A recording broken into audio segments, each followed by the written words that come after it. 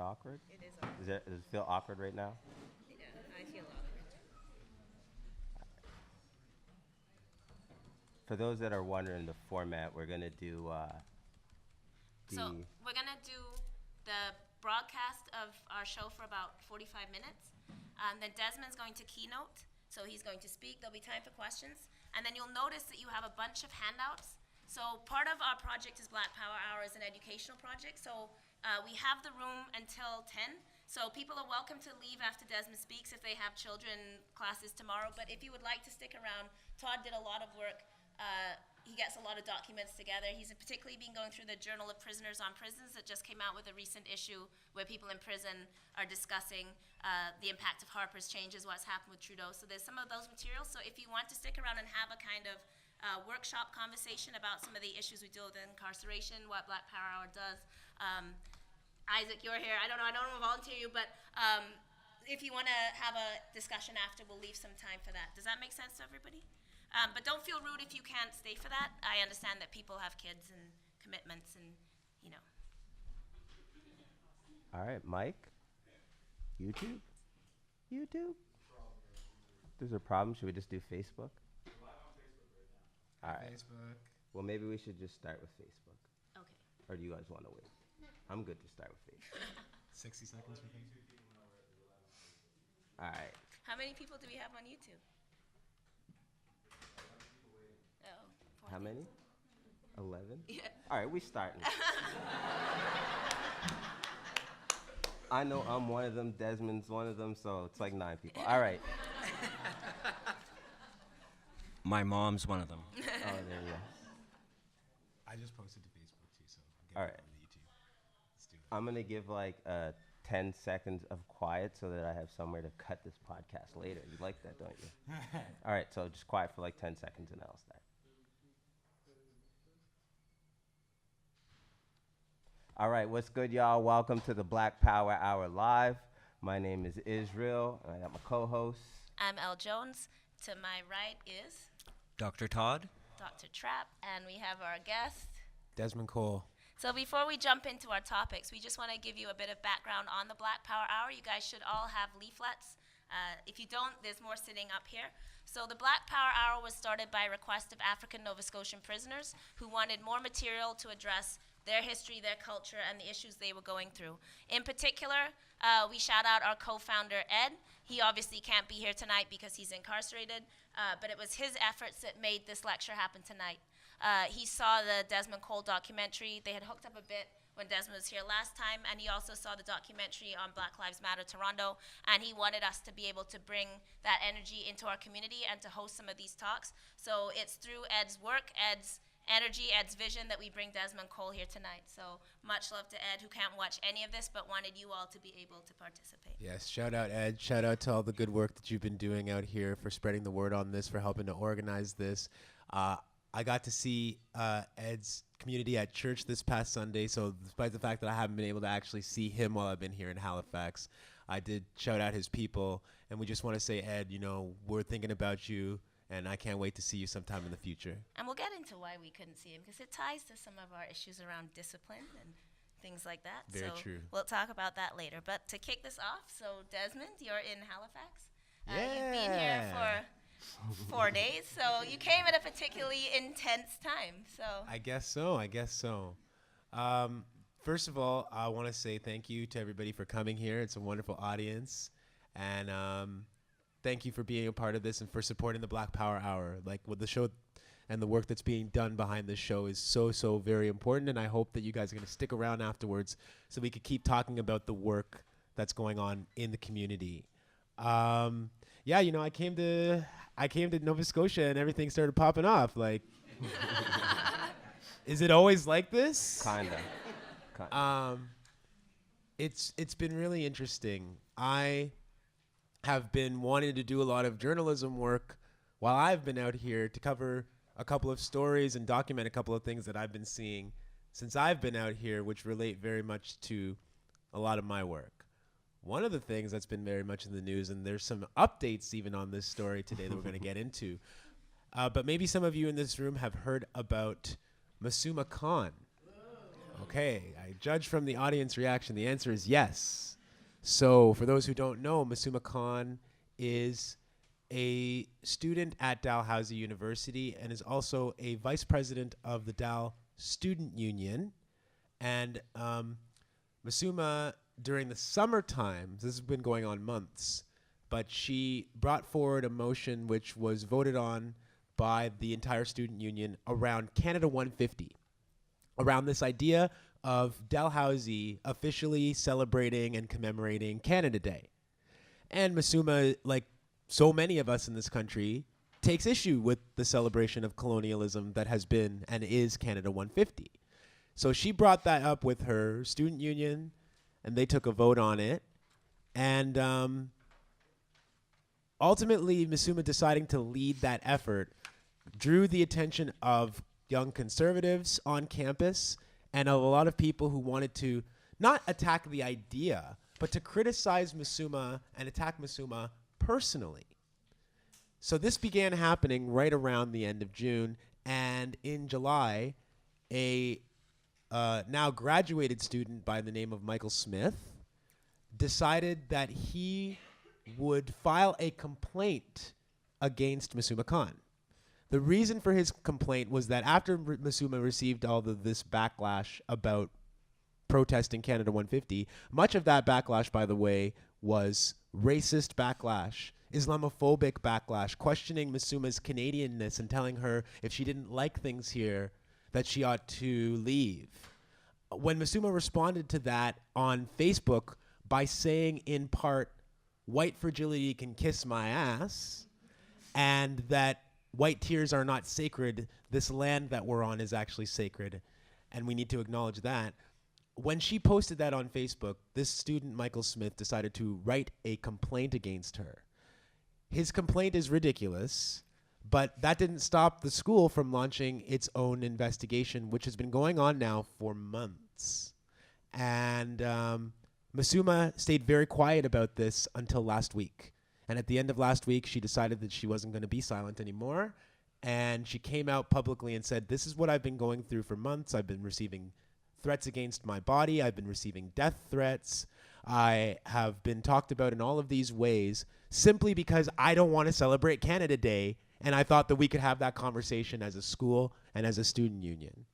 So when Mazuma came out on Friday, she's been interviewed. You've probably all seen her in the city now. She's been everywhere in the media, and she's been very fierce in defending herself. This morning, she was on The Current on CBC. And this afternoon, just a couple of hours ago, Dalhousie interestingly decided after 3.5 months of going on with this process that they would withdraw the complaint against Mazuma Khan. They only did this, it seems, because of all the attention that was brought to bear.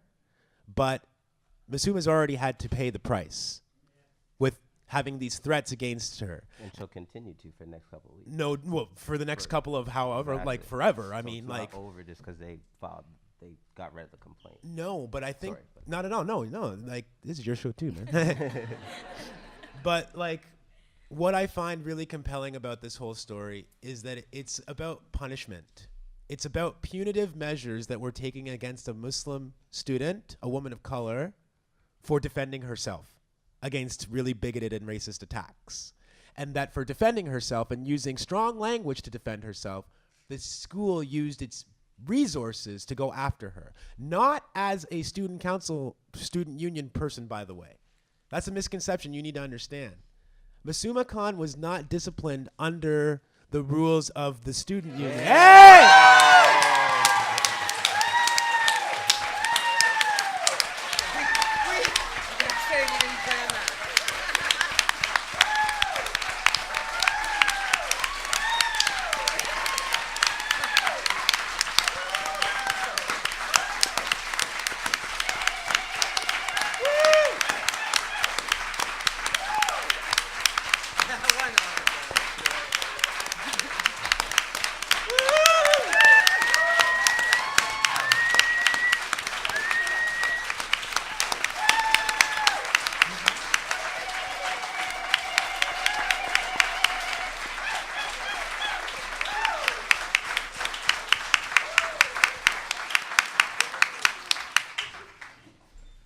welcome We were talking Mazuma. about Okay, now I feel bad.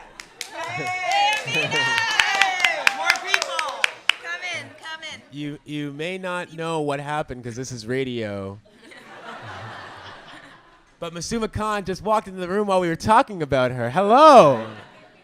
We were just saying how much we admire and respect your courage in the face of these attacks, and how, despite the fact that we're glad to see, Mazuma, that this disciplinary action against you has now been dropped, the damage has been done in many ways. And one thing I was about to say is that I feel like through your experience and through other experiences we're seeing around here in Halifax, we know that all Muslim women have to worry about the things that you've been worrying about, that all racialized women on campus have to worry about the things that you've been worrying about.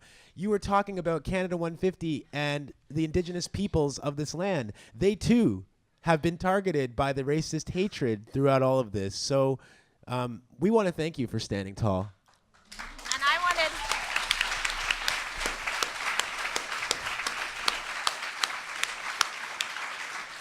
I wanted to jump in there because there's an interesting tie into criminalization, which is obviously our show is directed towards people in prison. So I don't know if you remember in maybe 2012 when guys in prison tried to wear an upside down Canada maple leaf with bars in front of it.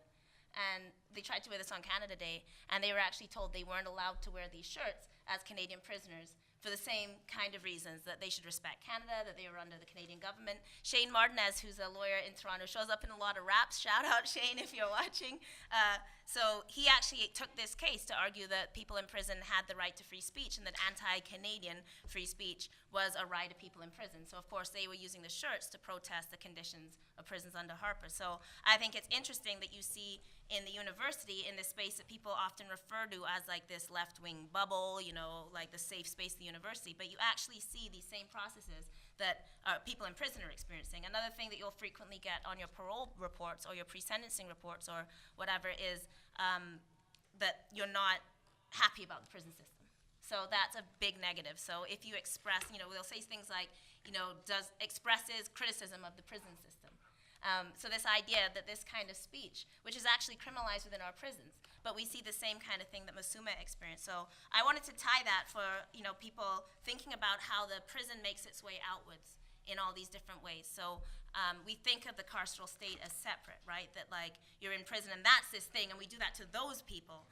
But all these processes exist. So the same kind of disciplinary processes that exist in prisons that we talk about, right? So that are particularly racialized, for example. So Howard Sapers in 2015 does a report, and it reveals that black prisoners are extremely highly subjected to any kind of discipline that isn't like directly involving force. So if it's something where they just have discretion, you see like black prisoners highly, highly disciplined. Also more involved in use of force incidents, but actually have better outcomes than all other prisoners when it comes to like reintegration into community. So they're also more involved or they're also more subject to solitary confinement than on average, which is interesting because when you go into federal prison, as far as I understand, you guys can correct me if I'm wrong, but what I understand is when you go into federal prison, you get an assessment, and that assessment decides whether or not you are deemed to be a risk in jail to yourself or to those around you. And although black people are not assessed at any higher rate than any other group of people, they are the ones who are subject much more disproportionately than others to solitary confinement. So it is an arbitrary enforcement of this kind of really, really the most punitive thing that you can do is it's not even enough to put someone in jail, but then you're isolating them from the population that's in jail and torturing their mind, essentially. And we know that this is happening to black people. The stats also came out this week for Ontario that bail for black people is disproportionately. They're held longer to go to trial disproportionately. I didn't say that right, but you know what I mean. And I was going to tie this to Todd and the Journal of Prisoners on Prisons because one of the things that they talk about under the Harper regime is these kinds of procedures, right? So I don't know if you wanted to jump in there, but I was going to say as well, there was a recent story that came out where a trans woman was returned to prison. So she had been in prison and she transitioned on the outside. And then Christy Blatchford, she of the blaming 15-year-old rape victims and calling them sluts articles, of course wrote a lovely article about how this trans prisoner is in Grand Valley Institute. And what she talks about is how this woman, as it becomes clear in the article, did nothing wrong. She was in the community. She was assessed at a low risk. She was about to be transferred to her full parole, and then they found women's clothes in her room, and she admitted that, yes, she was trans, and they returned her to prison. And they also said she was emotionally unstable while she was on hormones. So they actually criminalized a gender identity, like being trans is criminal in Canada, apparently. Women's Wellness Within just did a press release on this. You can look at it. I was also going to say as well that we know that in our Supermax prisons, and Max's Muslim prisoners are heavily overrepresented. Under Harper, the cutting of chaplains that weren't Christian was very heavily really about not allowing prisoners to gather who were Muslim, particularly black Muslims converting inside prison. So you see all these ties, right? That the same kind of discourse. I once saw this post on a group of prison guards, and they were like, oh, the shoe is all radicalized. Like, there's all these Muslims. You have to be careful. The shoe is like the super max where you get sent, like, allegedly if you kill someone in prison or something, but also if you're unmanageable in a disciplinary context. So I don't know if we have more to say on that. Well, I just think it's funny how it's our prison system who's determining who goes into the supermax, and then is also at the same time reinforcing this idea that, oh, that's the radical, crazy place that you don't want to go, that you don't want to work there. That's where all of the really bad ones go. I mean, it's the system that is selecting people that it's putting into the most punitive situations. I had the fortune of interviewing a fellow named Ibrahim Toure 3-4 weeks ago now on my radio station in Toronto. Ibrahim Toure is at this time the longest serving immigration detainee in this country. He has been in maximum security jail, mostly in Lindsay, Ontario, for over 4.5 years. The reason our government says that it has kept Ibrahim Toure in this maximum security facility for 4.5 years is not because of a crime that he's committed or been charged with or been convicted of, but because his immigration is unsolved, and the government believes that he would be a so-called flight risk if he was not kept in prison. And so for the cost of $250 a day, table that up in your mind and think about a week's worth of that money or a month's worth of that money and what that money could do to help individuals in this country or to support a better immigration system. But instead, that $250 a day is being used to keep Ibrahim Toure in a maximum security jail, even though he has not been convicted of a crime in Canada, for 4.5+ years now. I went to the hearing, the federal hearing that he had recently, where they were going to decide if 4.5 years has been enough. And the judge at that time decided that it's not enough and that he sent Ibrahim Toure back. So this is everybody in this room. This is how the government is spending your money. And when it tells you that it doesn't have money for social needs, that it doesn't have money for housing, that it doesn't have money to improve our immigration system or to support people who are in poverty, this is the reason why. Because the punitive costs so grossly outweigh what we are spending to help people, but they are the government's priority. I was going to say as well, in the Valley, Deborah Spencer, who is still under deportation order. She has 4 children in Canada. She was born in the Caribbean, came to foster care here, experienced extreme abuse in Canada, was criminalized, and then after she served her sentence was placed under deportation order, which she is still under. And I also want to raise that because particularly around this idea of respectable speech and criminalization of women, I do want to raise that as well, because it ties into some of these issues, that particularly when women of color, the prison system becomes a disciplining into like the appropriate gender. So I just came back from the maximum unit at Nova. I work with the women there. That's in Cape Breton, yeah? This was in Truro. Sorry. Cape Breton, there's a story in Cape Breton. So yes, I actually came back from Cape Breton. And speaking of deportation orders, Fliss Crammon, if you remember, who was in the news a year ago where they had chained her to a bed. So she, again, another kid in foster care, you're gonna notice a pattern here because our government does not seek the papers for kids under their care. So you have kids that are in care, removed from their parents, and the state doesn't step in and get them their papers. So they're, through the foster care system, the abuse they experience, they're extremely vulnerable to criminalization. And then they get criminalized, and over 6 months of prison, you can be deported in this country. So Fliss Crammon sold to an undercover drugs she did not have. They were imaginary drugs. She's poor. She has a lot of mental illness issues. She said something on Facebook like, oh, I could use some drugs, and an undercover entrapped her. Her lawyer dealt for 2.5 years because he thought you'll get help in prison because, oh, you have addictions and there's no treatment for you on the outside, so which is just, right? Not even thinking about whether she could be deported. She serves her time. When she gets out, they take her straight back to detention, which is jail. She's so ill, her stomach was perforated. They had to take her to the hospital. She collapsed, and they chained her to her bed after having major abdominal surgery. So it was mostly the Elizabeth Fry advocates who were doing this work, but Women's Illness and myself, we did a protest to, have her unchained, because these are the things you have to protest in Canada. Like, can we not chain this woman to a bed? The Justice Minister, of course, acted shocked in the Premier that this was happening, but I know women who have given birth in shackles in Nova Scotia, so certainly pregnant women are also chained. Anyway, she came to Cape Breton. I was speaking there, and she showed up at this talk.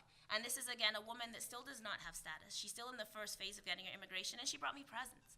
And she was saying, I just want to meet the woman who came and helped me because we were outside her hospital bed. And I remember that rally because they strategically unchained her at noon when we were holding a rally at 5. So a lot of people didn't come because they're like, mission accomplished. But we were like, we still need to be there for Flish. She's still under deportation order. And I'm telling the story in a long way because Ashley Smith's family came. And this is, of course, the 10-year anniversary of Ashley Smith's death.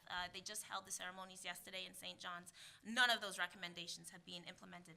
And I remember standing there with Ashley Smith's mother and sister, and I was freaking out. I'm like, no one's going to come. It's like 5 minutes. We're going to look stupid. All the news is here. There's like 3 people. And her sister turned to me and she said, Elle, there's 3 people here. That's more than most women in prison have. That's 3 more than most women in prison have. So is that woman. And I was telling you how she came, and it was such a beautiful moment. But we're raising these issues because I think also to talk about how this criminalization of women moves outwards, right? So Ashley Smith was criminalized for stuff like rolling her eyes. They said that she was violent. The only 2 instances anyone can find is she snatched glasses off a staff's head to harm herself with. But she constantly had this record of violence because she did not behave in the ways that women respectfully and decorously were supposed to behave. So. I also want to rap a little bit about Beverly Braum, whose story in our city in Toronto has been in the news for the better part of this year. Earlier this year, Beverly, who is originally from Jamaica, was in the news because she was pregnant. She was around 31 weeks pregnant back in the late winter, early spring of this year. And at that time, the Canadian Border Services Agency said, we are going to deport you. This woman has medical conditions. Her doctor said she was not well enough to fly, and she was 31 weeks pregnant. So I want you to try and imagine the mind state of a mom who's in that part of her pregnancy and what she's thinking about and the stress that she's undergoing, trying to imagine that she is going to be separated from her partner, who is a Canadian citizen, by the way, who lives in Toronto, or in the Toronto area, I should say, in Brampton. And she's imagining that she's going to be separated from him and has to have a baby without him, even though they are a family. Just that stress alone, that's what we talk about when we say that the damage of these things is done, but we have to fight to stop that deportation order, to tell people who are responsible for life in this country that they shouldn't put a distressed 31-week pregnant woman on an airplane. These are not the fights that we should be having, but we spent great capacity sending hundreds of messages to the Public Safety Minister, Ralph Goodale, to stop that deportation order, and we did. However, this September, we had to go back out into the streets because Beverly had her baby, and in his infancy, he and Beverly were apprehended by Canadian Border Services Agency and put in a cell for 2 days. They put a woman with a baby, with a nursing age baby, inside of a detention center for 48 hours and then released them. So we see the game because that's about intimidation. It's not about enforcement. It's not about keeping anyone safe from anyone. Otherwise, you wouldn't have done it for 48 hours and then let them go. It's about intimidating somebody and telling them, we control you. We control your circumstances, and at any time we can come and get you, and remember that. Now, Beverly's deportation order this second time was not canceled by the Public Safety Minister, even though I dare say maybe even more of us contacted him this time than the first time. And in a decision that I read and that I shared publicly, an immigration official said that separating Beverly from her infant son was in the best interests of her son. and that he would be able to adapt to what they called the new situation, meaning not having a mother in Canada.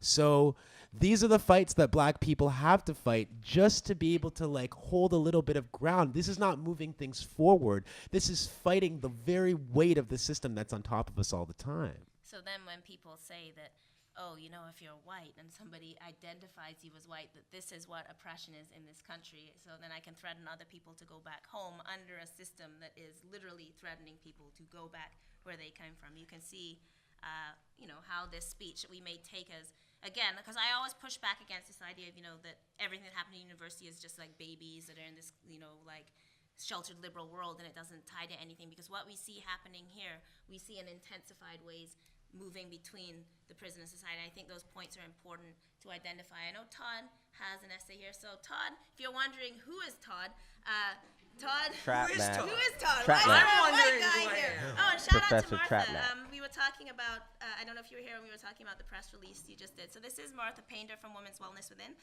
We had mentioned early in the show about the trans woman who was criminalized simply for being trans. Their solution, by the way, for her is that I guess we'll just strip search her with a man strip searching her like bottom and a woman strip searching her top.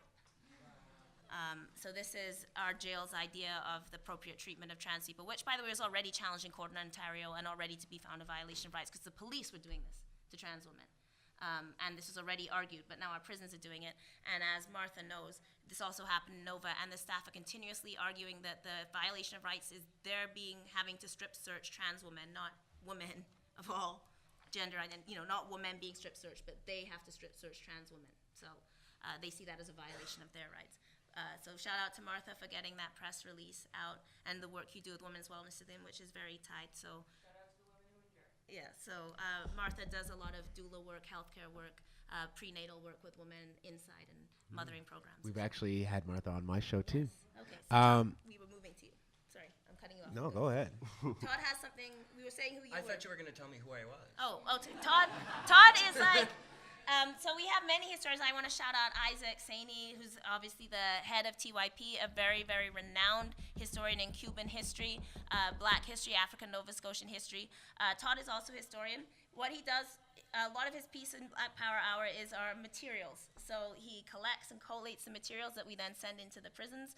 We've been successful in them no longer calling it a fire hazard and just allowing people to have FedEx packages. So these are the small victories. So Todd gathers up a lot of our handouts. This mail is actually really important. If it were left up to me, it would be in my bag for 3 weeks, and it would never get to people. So we much appreciate Todd for that work and for finding the sources and doing it. So you do other things, but that's a bit I super appreciate. No, I've turned my PhD into a mail clerk job, basically, and it's actually the best job I've had. I want to. The Journal of Prisoners on Prisons is a great journal which seeks to make scholarship out of the ideas, the writings, the evaluations of prisoners about prisons, which is, of course, we all know prisoners are the last folks who get to speak, especially when the stories are about trans folks in the Chronicle Herald. The most recent issue of the Journal of Prisons on Prisons, which is available at jpp.org, is in fact a journal/collective submission to the federal government written by approximately 30 prisoners, talking about the major issues that had developed over the Harper government's years, their cutting of services, their upping of other kinds of punitive actions. And so all of these are written by prisoners. I'm going to read one from a woman, an Indigenous woman who's in the Grand Valley Institution for Women. This is the sad story, and I do have a better story to follow it up with. I was 21, naive, with an ego bigger than the men that I grew up with. I was facing a dangerous offender application while I was on remand for 4.5 years at Pine Grove in Saskatchewan. I was on segregation status for 18 months and what they call red card status. In Pine Grove, all my experiences over many years almost left me dead in a lonely, cold, isolated cell, feeling suicidal and hopeless. These past 3 years have been a wake-up call to my spirit, My sister and father passed away 3 months prior to one another. They were my only support throughout my life. I believe that I died inside when I was denied the opportunity to attend not only their funerals, but those of all my relatives. Not once have I been granted an escort to attend any of my family's burials. Yes, it killed me inside, but as a spiritual woman, the belief I have is that they are all around me. This has helped me spiritually, but has also left me painfully grieving to hear the voices, see their faces. Despite this, I am determined to make it in this life, to carry on their legacy. Now, this is the second paragraph of this woman's submission, and it has a postscript, which ends with the following words. 5 days ago, I told the staff and my parole officer that I wanted to kill myself. I received an institutional charge for disrespecting him because he heard me say something else. The system is simply not set up to help people.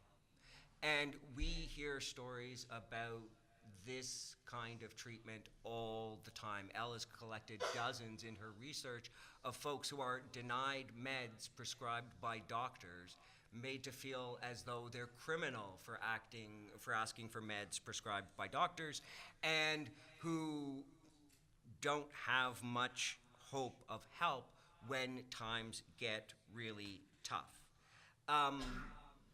You did an excellent job talking about the folks who are here on immigration detention. One of the longtime listeners and callers of the show was someone who was arrested on an immigration detention violation. His name is Babu. He called into the show a lot. He wanted ideas that Black intellectuals had about race and outer space for a comic book he was working on. We got him that. He finished the comic book and he's out. We're not saying those are related. But it speaks to something that not just Babu making the comic book, planning it from start to finish and doing it, not just these folks who write in despite everything that goes on, not just what Ed keeps writing despite what goes on to him. This is a kind of example of bravery and courage that I also wanted to highlight, again, the criminalization of speech of women of color. So all the dangerous offenders that are women in Canada are Indigenous women. None of them committed a violent act before they went to prison. If they did commit violent acts, it was because of their incarceration, such as having children taken away from them. You and said that grieving. all dangerous offenders That are women are Indigenous. The men, you have to be like a serial killer. So that, the colonel that broke into women's homes and wore their underwear and then serial killed women, he is not a dangerous offender. Just to give us, a context. But Lisa Nev, who simply said that she wanted to kill her rapist, was like when she spoke to a parole officer and a man who was raping her and had raped all these children, when she said, I just want to kill him, she was given a dangerous offender based on that because of her thoughts, not that she killed anybody.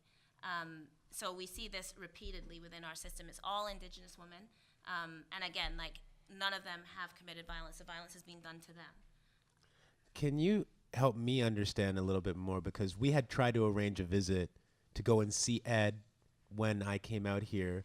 We were hoping for two different opportunities. Is laughing over here because I know this is a frustration that you have to deal with all the time. But can you help understand why it's so difficult to simply arrange, if you come into town, to want to see somebody who's incarcerated?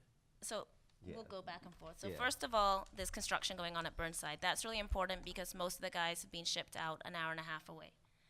So everybody's in New Glasgow in the so-called new jail, which raises the question of prison expansion and construction and why we're spending all this money on doing that. While they're away, that also means their phone calls rates go from $1.25 a call up to $7 a call, plus with taxes and everything, it comes up to about $10 just to make one 20-minute phone call. So if your family can't drive, how do you get out there? We know the bus system doesn't work in Nova Scotia. So Ed's mother passed on Easter. It was a huge battle to get him out to that funeral. Calls all week, back and forth. And they didn't want to let him out. The prison was very supportive. It was the courts that were less supportive. And as a result of that, he changed his visiting list to put family on so that they could visit him and come and grieve with him. So when we tried to put you on the list, they said that he had had too many changes because you're only allowed 3 changes in the entire time you're in prison. Ed has been awaiting trial for 3.5 years.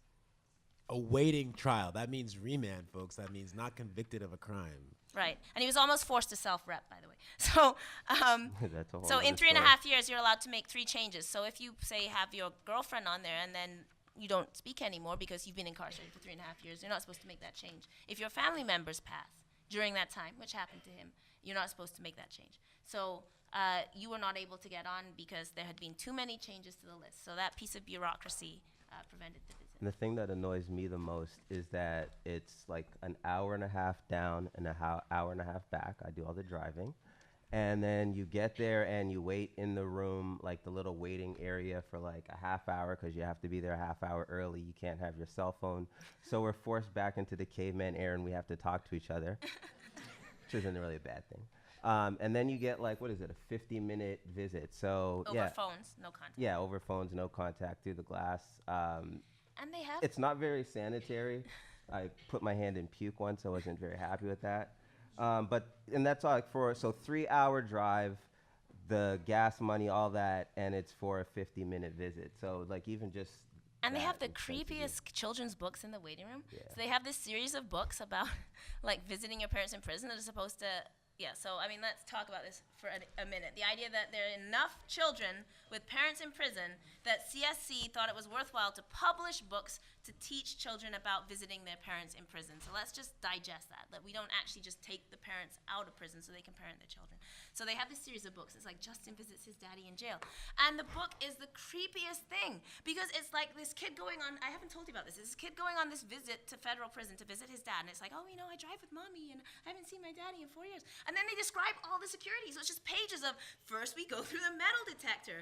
Then they take a wand. That is to test for drugs. They rub it over mommy's wedding ring. They put it through. Then we go and stand in a room. We have to hold our arms out to the side. A dog comes and sniffs us. Like, it's literally pages of all of this, like getting searched, having a dog sniff you, like the one, and they have to, like, you know, have this in the book for the child so the child can, like, understand what's gonna happen to them when they visit daddy in prison. And then it says daddy's in a timeout because he was bad.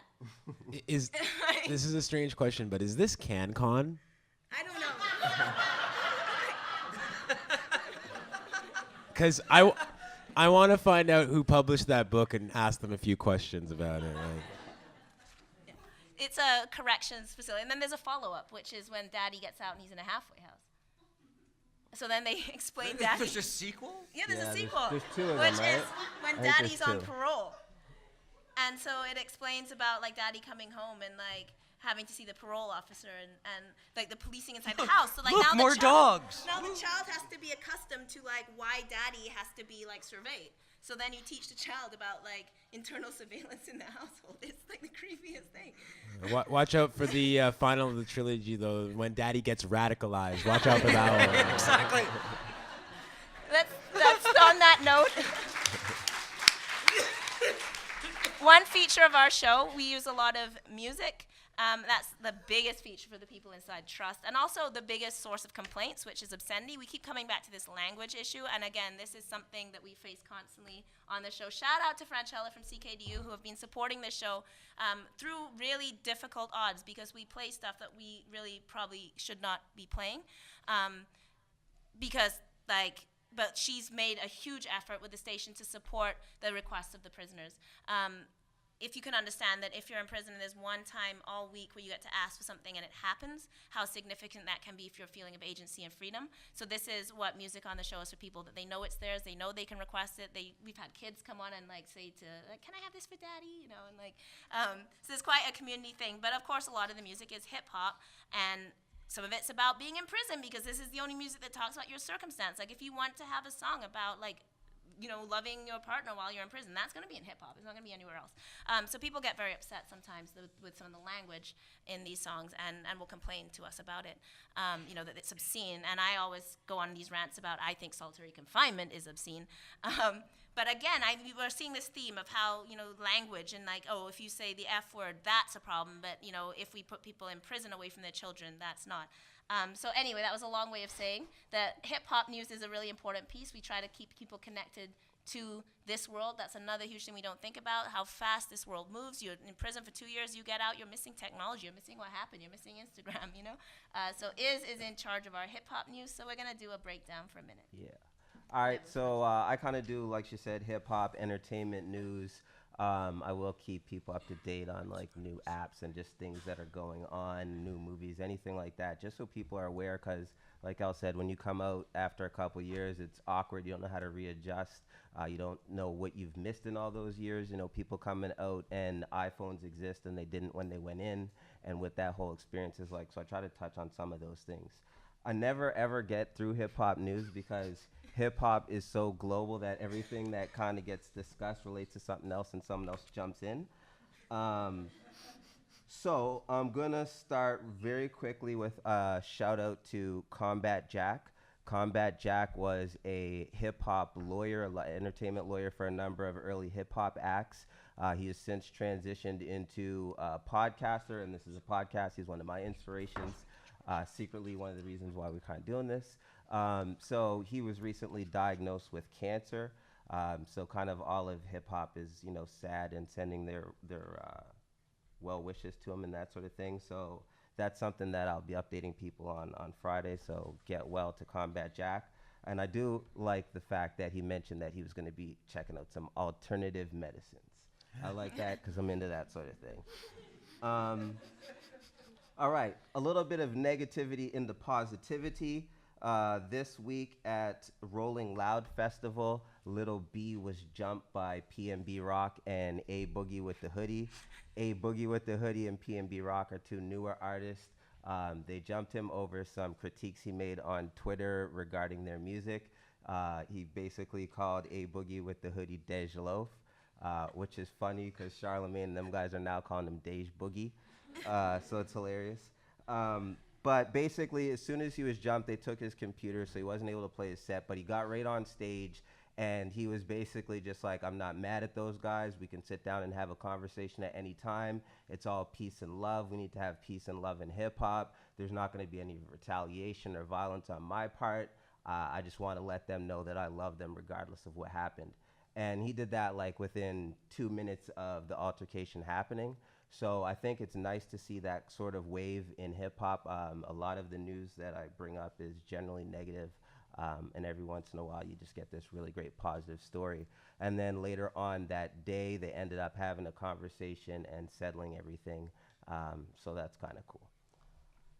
No one's interrupting me yet. This is amazing. I'm just laughing at a positive story as people get jumped, but then... Well, Little B handled it well. He handled it well, and all of hip-hop is just kind of like on Little B's side and just like kind of telling A Boogie to check himself. So it's good, man. It's good. Okay, this is a fun local story. The Hells Angels are losing some memberships in some clubs because they can't afford to be members.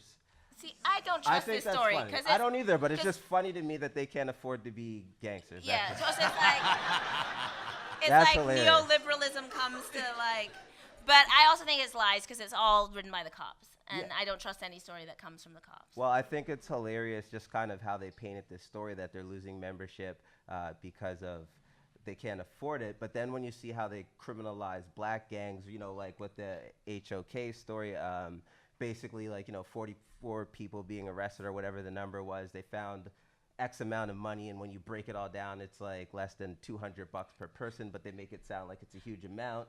And so just the way they like... Yeah, because it's kind of funny, because they're almost like nostalgia for like the good old Angels. It's like now you have to like, people don't want to bike all those miles to like go, you know, to the major clubhouse. They're just lazy, these millennial bikers, you know? Like, you know? They just want to tweet each other. They should just live stream or FaceTime in their meetings. I just remember, I think it was earlier this year that Hells Angels had a big convention in Ottawa. And one of the really like eye-opening, sometimes you get these like really unfiltered eye-opening glimpses into what your country really is. So hundreds of bikers are telling the world that they're coming to Ottawa for this National Hells Angels convention. And the Ottawa police issued a notice to everybody in the city: make sure you share the road if you see the bikers. Wow. we laugh, right? But it's that incredible preferential treatment, that idea that whatever they are doing, whatever they stand for, they can't really be that dangerous. They can't really be that hostile. And then we see on the other side that people who are criminalized for looking a certain way. When Elle talks about the creep of the police state, right?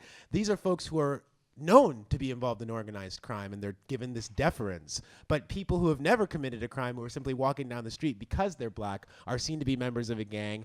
And it's not about sharing the road with that person. It's about taking them off the road and asking them why they were there in the first place. Rebecca Thomas and I were in the Halloween shop today doing this thing you'll see on CBC, and then we'll get hate mail. But guess what the only costume that pretty much had a black face on it was? Go on. The pimp costume. Oh my God. So pretty much all the costumes are illustrated by white people. Even the Egyptian god and Pharaoh and Nile Queen were all white people. And then the black costume, well, one of them they didn't want to call a pimp, so they called it Deluxe Leopard Man. Why settle for regular leopard? And then the other one was just like pimp, and that was like a black guy. Wow. So yeah. Also, there was you can dress up like a sex doll, but I won't get into that. All right. I only have two more things. The next up is in sports is Kaepernick. Apparently, he signed a $1 million book deal with Random House imprint One World. They're a new imprint. I think they're only about a year old, so shout out because that's a huge deal. It's a black publishing company, from what I understand, and they also produced Jay-Z's book and Tanichi Coates' books. So shout out to them and shout out to Kaepernick. Obviously, I don't know what's up with him in the NFL. He still hasn't been signed. Apparently, he's been invited to some players and owners meeting or something like that.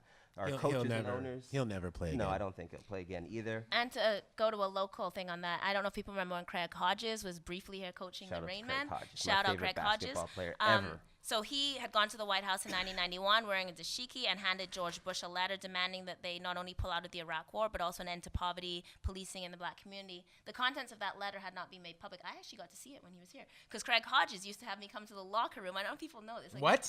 Okay, before the Rain Man game, he had me, so it happened once during Black History Month. He had me come to the locker room and spit black power poetry at the players before a game, and they won, so then I had to keep doing it. Because that's like sports superstition, right? So all through the playoffs, I had to keep going into the Rain Man locker room and doing super radical black poetry. And there was one Lebanese guy, but he was super cool with it. So yeah. So that was a local piece when Hodges was here, right? I know he's written a book since then, but he never played again. And he told me I've given up. I estimate I lost about $30 million from handing that letter to George Bush. All right, that is kind of the end of hip hop news, but I wanted to get back to Mazuma because I was holding on to this one point. Even though they have, dropped their complaint and everything, I want to know what happens to Dow going forward. They can't just cause all this havoc in someone's life and then just say, oh, we're done with the complaint and walk away. So, I'm not an academic or a university person, but I would like to see some type of investigation into how Dow handled the whole complaint, and let's expose what Dow's actually done incorrect here, and to be nice to say so that they could learn on a positive way and move forward so it doesn't happen again. Well, and A respectful dialogue, an opportunity for learning. no, I think that's critical though. It's my last point on hip hop news though, last thing, I swear, I just want to end it with fuck white fragility. hey.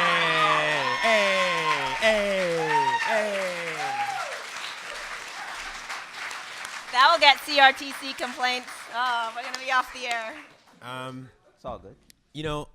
I want to tell you guys that I remember last year when you had me on the show, and I wanted to relate back something because, Elle, you talk about the importance of keeping people connected, all the things that people miss out on when they're incarcerated, all of the experiences that they're not able to have, the things that we take for granted.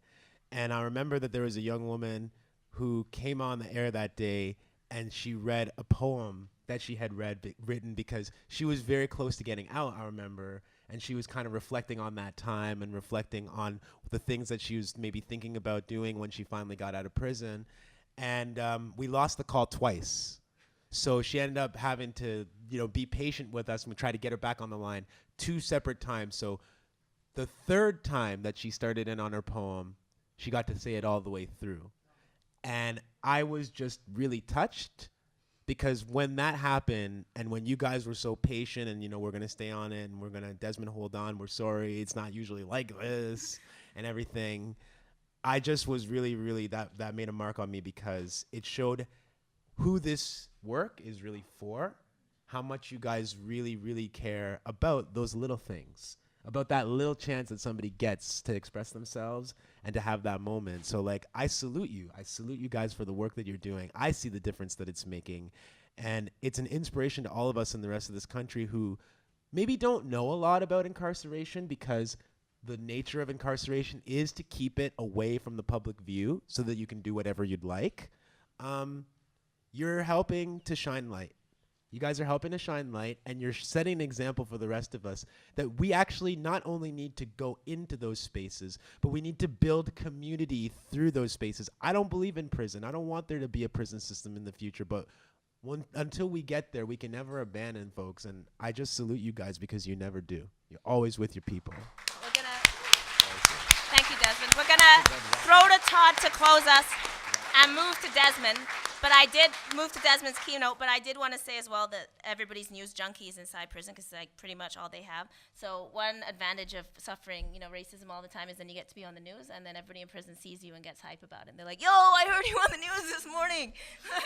You were spitting fire. So they get really hype. I'm sure if I say I saw Masu Makan, yo, she was on the news, So I guess one thing that, bring on the racism so that the guys in prison can, hear more of us on the radio, and then be like, I know that person, and feel super hype as they run around. It's a funny thing to be walking downtown Toronto and to run into somebody who just got out and who taught. That's the first thing that people will say is, they will be like, I saw you on TV, or I saw this person that we know on TV. We were on the range. Everybody saw it. Everybody was talking about it. Everybody was getting hype.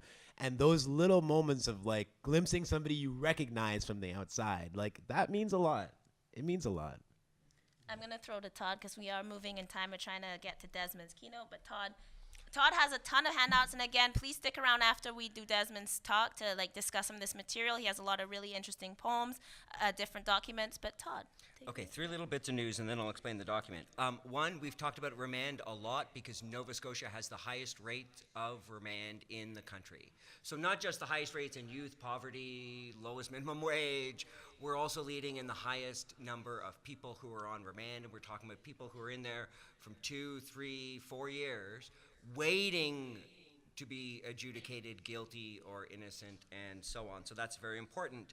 A contrast to the story Elle told about the books, one of the people writing into Journal of Prisoners on Prison talk about one of their fellow prisoners trying to get their grade 11 degree to work through, to build up to the GED, but the prison library could only give this woman the little engine that could, in order to improve your language to get up to a grade 11 rate. My favorite whole thing about the Mazuma Khan thing is the one guy who said, what do you expect in a province where they only have to work 10 weeks a year and then they get the pogey? And someone said, what? And he said, oh, sorry, I confused Nova Scotia and Newfoundland. Well, that makes it okay then, I guess. And that sounds like a book. The Pogey led to Mazuma Khan. And I'm claiming the right to write that, I guess. They're never good with the details, are they? Yeah. There's also the person who said Mazuma discriminated against people of no color. And that was just so good. That was so good. Anyway, sorry. Thank you, Mazuma, for experiencing all of this, because it's given to all of us. I just want to say, we gave you 3 pieces of paper when you received 3 pieces of paper when you entered today, along with our pamphlet. These are poems from 3 of the poets of what is known as the Black Cultural Renaissance of the 1980s. We have poems from George Eliot, Clarke, Maxine Tynes, and David Woods, some of which speak to racial politics in Nova Scotia, some of which speak to racial and sexual politics on the university campus, and that's obviously part of what we're seeing here today. George Eliot Clarke will in February be releasing a poem he has been commissioned to write on behalf of Dalhousie's 200th anniversary. George Eliot Clarke has written a great deal of poetry about imperialism on a global scale and about what he calls the Africadian experience. George is also a friend of the show, and so we asked him to give everyone here a list of readings. So if you want to do the homework to prepare to read the poem, which I have little doubt will come back and circle around to some of the issues we've talked about here, we've given you a great list. And I also want to shout out Isaac and you're on the panel around the impact of enslavement on Dalhousie. So mentioning that the black faculty here, so Dr. Fua Cooper, Dr. Isaac Saini, I don't know if you're on it, Dr. Hewitt, there's a number of people that are on a panel that was commissioned to research the impacts of slavery at Dalhousie, and those findings will be released, am I correct? Yeah. So many of the black academics here have been doing that work to connect those legacies. So Isaac Saini, who's here, is one of those people, so also shout out to that. Are we good? All right, good. so that was... I have one last thing to say before we wrap. One last thing. We do Right on time. all of this sort of stuff by ourselves between me, Todd, and Elle. We pay for people's phones. We pay gas for people. We pay bills for people. We had a school supply drive. We have other initiatives like a day camp that we're working on, Mother's Day dinners and that sort of stuff, and whatever else Ed tells us to do. So it's all kind of funded by us. So if anybody wants to donate at some point, feel free. You can email us at theblackpowerhour@gmail.com. We gonna pass the hat? And yeah, you can I don't just know, are like... we allowed in university? We might have to- Oh, I don't know if we're... I don't care. I did. I'm sorry. Whatever. I don't go here. I don't know. all but yeah. money raised goes directly into prisoner services, so we don't have any overhead. We don't take money. It all goes directly to people. So it will be stuff like, paying phones, paying bills to people. We pay some power bills or helping people keep their rent. So whatever people bring to us, we try to take care of. So none of it goes to like us. It's all going out there. And yeah, that's it. All right. So thank you, everyone. This was the Black Power Hour. Normally, you can hear us on CKDU 88.1, Fridays from 1:30 to 3. You can check the archives online. There's a bunch of other shows that you should also check out. Before we move to Desmond, we want to thank CKDU. Franchella is here recording, so station manager. If you're interested in getting involved in CKDU, it's a huge community research, especially for students. This is a good place to like just have your own show. Like you can say whatever. Well, no, you can't say whatever. But, so hit up Franchella. Also, if you want CKDU at your community event, they can be present. They can tape things, help get things into the archive. So definitely big ups to CKDU and the work they do in the Dal community, bringing a lot of community onto the Dal campus. It's a really important resource. Make sure that they stay funded, that they stay afloat, because a lot of people that otherwise don't come on this campus, such as people in prison, get connected through this resource. So it's important. Thank you to Kings for hosting us in this space. Tim